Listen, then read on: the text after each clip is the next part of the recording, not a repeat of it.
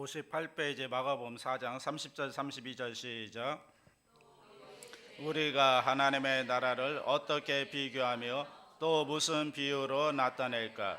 겨자씨 한 알과 같으니 땅에 심길 때에는 땅 위의 모든 씨보다 작은 것이로되 심긴 후에는 자라서 모든 풀보다 커지며 큰 가지를 내나니 공중의 새들이 그 그늘에 깃들일 만큼 되느니라. 아멘. 제목을 따라합니다. 겨자씨 비유. 예수님께서 공생의 사역을 시작하면서 제일 먼저 던지신 일성이 뭔가? 그러면 회개하라, 천국이 가까이 왔느니라.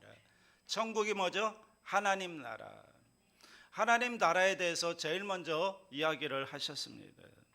그래서 예수님이 이 땅에서 오셔서 던지신 메시지의 내용이 뭔가? 그러면 하나님 나라입니다. 하나님 나라. 그래서 마태, 마가, 누가복음에 나오는 예수님의 비유들을 보면 거의 다 뭐에 대한 비유들인가 하면 하나님 나라에 대한 비유들이죠. 그래서 하나님 나라는 이렇다, 하나님 나라는 뭐와 같다. 성경에 나오는 많은 비유들을 보면 예수님께서 하나님 나라에 대한 비유를 하셨습니다.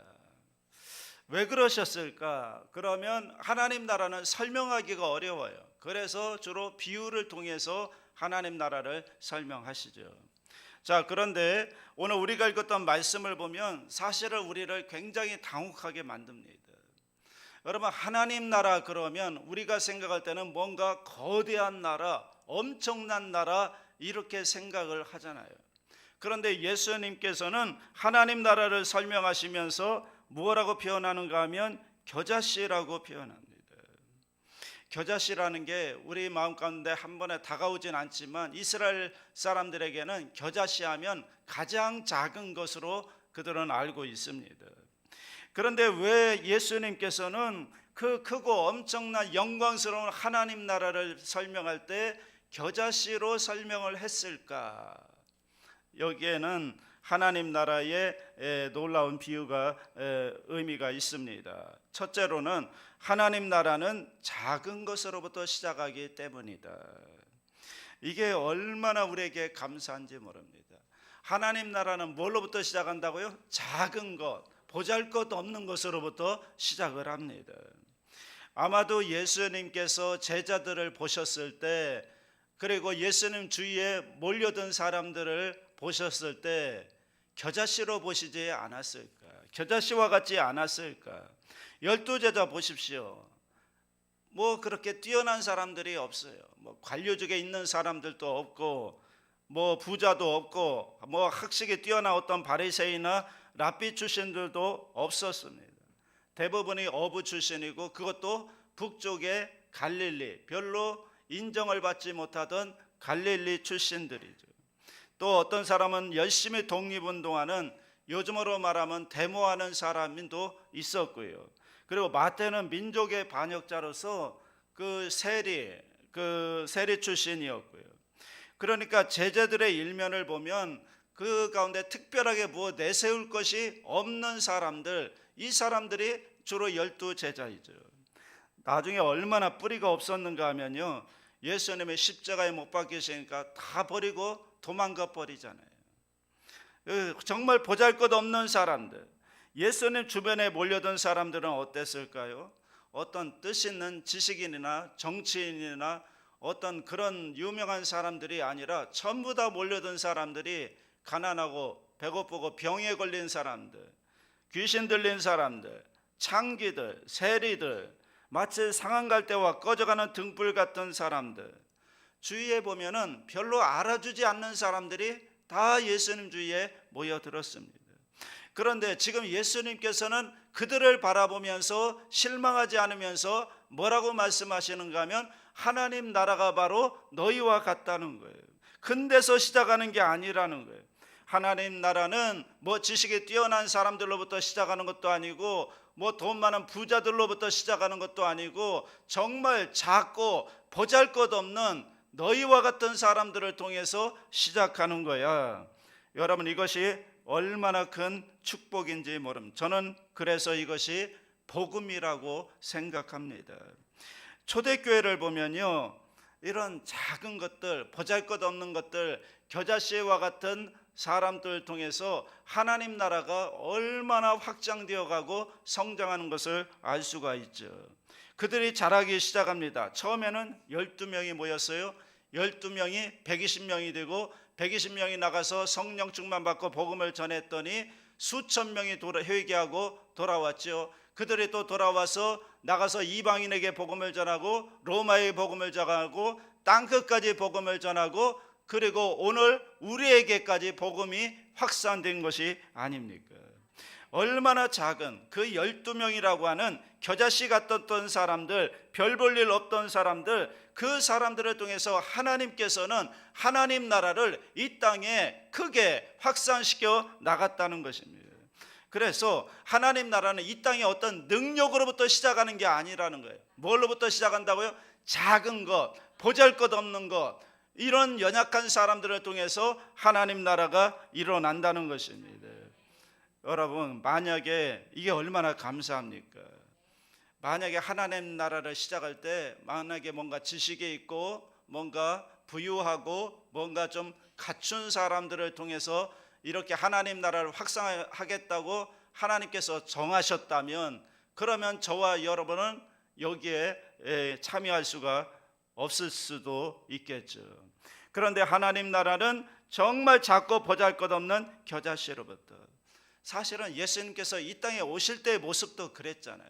정말 보잘것없는 모습으로 동정녀를 통해서 태어났는데 그 모습이 가장 낮은 곳 구유에 태어나신, 그래서 이것이 얼마나 우리에게 복음이 되는지 모릅니다. 그래서 하나님 나라는 우리와 상관없는 특별한 사람들의 이야기가 아니라는 거예요. 우리가 겉으로 볼 때는 작고 보잘것없지만 하나님은 우리를 통해서, 우리와 같이 작은 사람들을 통해서 하나님 나라를 이 땅에 이루어 가신다. 그러므로 오늘 여러분 하나님 앞에 기도하실 때 하나님, 나를 통해서도 이 땅에 하나님 나라가 이루어지게 하여 주시고 하나님 나라 운동에 내가 참여하고 쓰임받기를 원합니다. 기도할 수 있게 되기를 주님의 이름으로 축복합니다. 두 번째로, 겨자씨는 작지만 그 안에 생명력이 있기 때문이죠. 예수님은 하나님 나라를 말씀하면서 단순히 작은 것만을 얘기한 게 아닙니다. 여러분, 작은 것을 강조했다면 모래알이, 작은 모래알이 더 작을 수도 있겠죠. 고운 모래알, 겨자씨보다 더 작을 수가 있겠죠. 그런데 그런 비유를 얘기하지 않았습니다. 겨자씨입니다. 겨자씨는요, 작지만 땅에 심겨지면 자라서 3m, 4m까지 자라난다는 거예요. 여러분, 이스라엘이라고 하는 나라가 뭘 그렇게 잘 자라는 땅이 아니잖아요. 그런데 그 보잘것없는 작은 겨자씨가 땅에 심겨지면 자라는데 그렇게 크게 엄청나게 큰 성장력을 가지고 있다는 거예요. 오늘 주님께서 우리에게 말씀하시는 겨자씨는 여기에 있는 겁니다. 그 안에 뭐가 있어야 된다고요? 생명이 있어야 된대요. 그 안에 생명. 하나님 나라는 눈에 보이지 않지만 겉으로 볼 때는 똑같은 사람처럼 보이지만 그 안에 과연 생명력이 있는가, 예수가 있는가, 이렇게 묻는 거죠. 여러분, 생명 되시는 분이 누구죠? 예수님이에요. 예수님 말씀하시기를 내가 곧 길이요 진리요 생명이라고 했습니다. 그러므로 내 안에 예수가 있는가, 내 안에 생명이 있는가, 내 안에 어떤 지식이 있는가, 양심이 있는가, 이걸 묻는 게 아니라 내 안에 예수가 있는가, 내가 예수님을 영접해서 예수님이 내 안에 계시는가, 생명력이 내 안에 계시는가. 예수의 생명력이 있으면 우리는 자라게 되어 있고요, 성장하게 되어 있고요, 세상을 영향을 끼치는 사람이 될 수가 있습니다. 왜냐하면 예수님이 우리 안에 계셔야 그 예수님 안에 있는 생명력 속에서 세상을 변화시킬 수가 있는 겁니다. 그 생명력이 있을 때 생명의 역사가 일어납니다. 여러분, 이 생명이 중요하지 않을까요? 오늘 우리가 작지만 보잘것없지만 우리의 힘으로는 아무것도 할 수 없을 것 같아 보이지만 그러나 우리 안에 예수가 계시고 예수 안에 있는 생명력이 있기 때문에 우리는 우리를 통해서 생명의 역사가 이루어질 줄로 믿습니다. 그러므로 우리 안에 생명이 있다. 여러분, 하나님 나라를 건설한다는 것은 지역적인 의미가 아닙니다. 그것은 뭐죠? 하나님의 통치예요. 하나님이 다스리시는 곳, 그곳이 하나님 나라예요. 그래서 하나님께 순종이 있는 곳, 그곳이 하나님 나라고, 하나님의 법에, 하나님의 말씀에, 하나님의 뜻에 순종하는 사람에게 하나님 나라가 이루어지는 것이고, 하나님 뜻, 하나님 말씀에 순종하는 가정에 하나님의 나라가 이루어지는 것이고, 그리고 하나님 말씀에, 하나님의 뜻에, 하나님의 법에 순종하는 교회에, 그 교회에 하나님 나라가 이루어지는 것입니다. 그렇다면 오늘 우리도 마찬가지죠. 우리가 하나님 나라입니다. 그 하나님 나라에 들어갈 수 있는 것은 내 능력이 아니라 뭐라고요? 예수의 생명입니다. 그 중요한 것은 우리 안에 누가 있느냐? 예수 그리스도가 있으면 그 안에 생명이기 때문에 점점 자라면서 싹이 나고 이파리가 나고 줄기가 나고 열꽃이 피고 열매를 맺게 되어 있습니다. 요한일서 5장 12절 다 같이 합니다. 아들이 있는 자에게는 생명이 있고 하나님의 아들이 없는 자에게는 생명이 없느니라. 자, 겉으로 볼 때는 똑같은 사람이지만 그런데 우리 안에 예수가 있기 때문에 우리 가운데는 하나님 나라가 있고요, 생명이 있습니다. 계란도 그런 거 아닐까요? 계란도 똑같은 계란처럼 보이지만 무정란, 유정란이 있잖아요. 유정란에는 생명이 있기 때문에 병아리가 나오지만, 그런데 똑같은 계란이지만 무정란은 생명이 없기 때문에 잘해야 계란 후라이가 되죠. 후라이가 먹고 싶네요. 인생이 다른 겁니다. 겉으로 볼 때는 똑같아 보이지만 이 세상이 아무리 휘황찬란하고 아무리 많은 것을 가지고 있다 할지라도 그 안에 예수가 없다면, 생명이 없다면 여러분 그냥 죽음으로 끝나는 거예요. 그리고는 지옥으로 떨어지는 거예요. 그런데 우리가 겉으로 볼 때는 작고 보잘것없어 보이고 세상 사람과 똑같아 보이지만 우리 안에는 예수가 있기 때문에, 생명이 있기 때문에 죽음으로 끝나는 것이 아니라 하나님 나라로 이어지게 되는 것입니다. 우리가 가지고 있는 작은 생명에서 영원한 생명으로 이어지는 분명한 은혜가 우리 가운데 있습니다. 오늘 이 생명이 저와 여러분에게 있는가? 또 하나, 하나님 나라를 얘기할 때 특징이 있는데 그것은 하루아침에 이루어지지 않는다는 거예요. 점진성, 점점 성장하고 자라난다는 겁니다. 작은 겨자씨가 땅에 떨어지면 나중에 자라나서 새들이 깃들일 만큼 큰 나무가 지지만, 그런데 이게 하루아침에 되는 게 아니라 시간이 걸린다는 거죠. 오늘 우리가 읽은 본문 앞에 보면 예수님께서 26절, 29절 보세요. 또 다른 하나님 나라의 비유를 얘기하잖아요. 다 같이 합니다. 또 이르시되 하나님의 나라는 사람의 씨를 땅에 뿌림과 같으니 그가 밤낮 자고 깨고 하는 중에 씨가 나서 자라되 어떻게 그리 되는지를 알지 못하느니라. 땅이 스스로 열매를 맺되 처음에는 싹이요 다음에는 이삭이요 그 다음에는 이삭의 충실한 곡식이라. 열매가 익으면 곧 낫을 되나니 이는 추수 때가 이르렀습니다. 자 보세요. 씨가 땅에 떨어졌어요. 그 다음에 어떻게 나요? 싹이 나야 돼요. 그 다음에는요 이삭이요, 그 다음에는 이삭의 충실한 곡식이요, 그 다음에는 열매가 익으면 낫을 되어 추수를 하는 겁니다. 하루아침에 이루어지는 게 아니에요. 여러분 예수 믿었어요? 어느 날 예수님 영접했어요? 내가 이제 생명이 생겨났습니다. 예수님 영접함으로 하나님의 자녀가 되었습니다. 예수님이 계십니다. 그런데 예수 믿었다고 그것으로 끝나는 게 아니에요. 그 다음에 뭐예요? 자라나야 되는 거예요. 그 다음에는 싹이 나야 되고 줄기가 뻗어나가야 되고 잎이 나와야 되고 열매가 맺어져야 되고 추수 때까지 자라나야 되는 거죠. 그러기 위해서 그때까지 어떻게 해야 돼요? 그때까지는 물도 줘야 되고요, 병충해도 잡아줘야 되고요, 사탄의 어떤 그런 것들을 말씀으로 쳐내야 되고요, 이런 역사들이 있어야 돼요. 때로는 비료도 줘야 되고 말씀과 기도에 눈물과 땀과 정성이 쏟아져야, 그래야 거기에 싹이 나고 줄기가 나오고 잎이 나오고 나무를 이루는 것입니다. 가만히 앉아 있으면 안 된다는 거예요. 예수 믿었다고 해서 내 안에 하나님의 자녀가 되고 생명이 있다고 해서 그냥 그대로 앉아 있으면 안 됩니다. 정말 안타까운 건 여기에 있어요.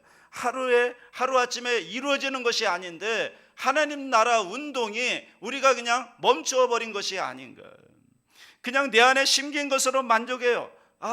내 안에 생명이 있으니까, 나는 구원받았으니까 그냥 그러고 멈추고 있는 것이 아니잖아요. 뭐예요? 싹이 나야 되잖아요. 줄기가 자라야 되잖아요. 잎이 나와야 되잖아요. 여러분, 싹만 보면서 이 정도면 되겠다. 뭐가 그 정도면 됩니까? 아니잖아요. 더 자라나야 돼요.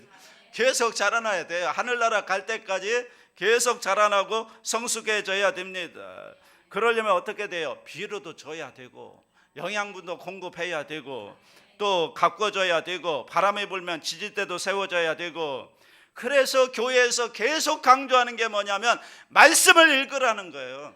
기도하라는 거예요. 구역 모임에 참여해서 말씀을 나누고 교제를 나누라는 거예요. 그래서 내가 넘어지고 연약할 때 그런 구역 식구들을 통해서 지지대가 되어줘서 서로 여러분 같이 성장할 수가 있는 줄로 믿습니다. 두 번째로는, 또 하나는요, 이 하나님 나라를 바라볼 때 서로를 바라보면서 완성품으로 보면 안 된다는 거예요. 왜냐하면 점차 자라고 있잖아요. 그래서 예수 믿는 사람이 왜 저래? 그런 소리 하면 안 돼요. 왜냐하면 그 사람이 지금 자라고 있거든요. 완제품이 아니라는 거죠. 완성품이 아닙니다. 자라나는 과정에 있습니다. 그래서 우리가 서로를 바라볼 때 너는 왜 그러냐고 서로를 향하여 질타하기 전에 뭐예요? 성장하는 과정으로 보자. 과정으로 보아야 한다. 여러분, 교회가 완벽한 교회가 어디 있습니까? 더 좋은 게, 더 나쁜 교회도 없고요, 완벽한 교회 없습니다. 예수님께서 피로 값주고 사신 교회, 그 안에 성장하는데 지금 다 나름대로 성장해 가고 있는 줄로 믿습니다. 때로는 그것이 잘 보이지 않지만, 때로는 성장이 멈춰진 것 같지만, 계속해서 하나님께서 심어 놓으신 예수라고 하는 그 생명의 운동은 계속해서 일어나고 있는 거예요. 다만 눈에 보이지 않을 뿐이지 알게 모르게 성장해 가고 있고 점점점 변화되어 가고 있는 것입니다. 그럴 때는 여러분, 더디게 보일 때는 좀 참아줘야 되고요, 서로 참아주는 은혜가 있기를 주의 이름으로 축복합니다. 저는 동대문 성전이 그랬으면 좋겠어요. 서로가 좀 연약한 모습이 보이고, 예수 믿는 사람이 저럴 수가 있어, 그런 모습이 보인다 할지라도 서로가 참아주는, 좀 부족하지만 인내해주는 그런 교회, 여러분, 그런 교회가 좋은 교회 아닐까요? 그런 교회가 동대문 성전이 될 수 있기를 주님의 이름으로 축복합니다. 자, 마지막 세 번째, 크게 모두에게 유익하기 때문이다. 하나님 나라를 겨자씨로 설명한 이유는 유용성에 있습니다. 나중에 자라서 큰 나무가 되면 새들이 와서 깃들이고 쉼을 얻고 영향력을 끼칩니다. 중동 지역에서 이 겨자씨가 크면 3m까지 자라는데 원래는 1mm도 안 돼. 그러니까 무려 몇 배요? 3,000배 이상 성장한 3,000배. 자, 마태복음 13장 32절 시작. 이는 모든 씨보다 작은 것이로되 자란 후에는 풀보다 커서 나무가 되매 공중의 새들이 와서 그 가지에 깃들이느니라. 자, 자기만 성장하는 게 아니라 거기에 새들이 깃들인다. 하나님, 이것이 다른 사람들에게 미치는 혜택입니다. 우리 신앙생활이라는 게 그런 거 아닐까요? 나만 잘 먹고 잘 살기 위해서 신앙생활하는 거 아니잖아요. 신앙생활하면 하나님이 우리를 자라게 하시고 성장케 하시고 축복도 많이 주시는데, 이것은 다른 사람들에게 영향을 끼치고 쉼을 주고 은혜를 끼치기 위함인 줄로 믿습니다. 자, 우리 안에 생명이 커집니다. 믿음이 커집니다. 하나님 나라가 임합니다. 그러면 하나님께서 주시는 은혜가 있어요. 세상이 받을 수 없는 은혜가 우리 마음속에서 생겨납니다. 세상이 줄 수 없는 평강이 우리 가운데 시작됩니다. 하나님이 다스리시는 그런 은혜가 있습니다. 그러면 어떤 일이 일어나는가 하면 다른 사람들이 나에게 관심 갖기 시작한다는 거예요. 나에게 찾아와요. 인생의 문제가 있을 때 나에게 찾아옵니다. 당신은 어떻게 이런 상황에서 그렇게 평안할 수가 있냐고. 당신은 어떻게 그렇게 하나님의 복을 받았냐고. 당신은 어떻게 내가 갖지 못한 그것을 가지고 있냐고. 나 같으면 매일 불평하며 살 것 같은데, 원망하며 살 것 같은데, 어떻게 매일 그렇게 그런 상황 가운데 감사하며 평안함 가운데 감사하다고 하며 살 수가 있냐고. 어떻게 그렇게 기뻐할 수가 있냐고. 사람들이 찾아온다니까요. 찾아와서 위로를 얻습니다. 쉼을 얻는 겁니다. 여러분, 우리가 이왕 신앙생활하는 거 이렇게 신앙생활해야 되지 않을까. 내 신앙 하나 지키지 못해 끙끙대는 그런 신앙생활이 아니라, 내가 정말 내 안에 생명이 있고 하나님의 은혜를 충만히 받아서 다른 사람들이 찾아와서 어떻게 그럴 수가 있냐고. 이런 상황 가운데 나는 원망하고 불평하고 그럴 것 같은데 어떻게 기뻐하면서 도리어 감사하다고 그렇게 고백할 수가 있냐고. 그런 사람들이 찾아와서 위로를 얻고 힘을 얻고 소망을 얻는 그런 영향력을 끼치는 큰 나무가 되시기를 주님의 이름으로 축복합니다.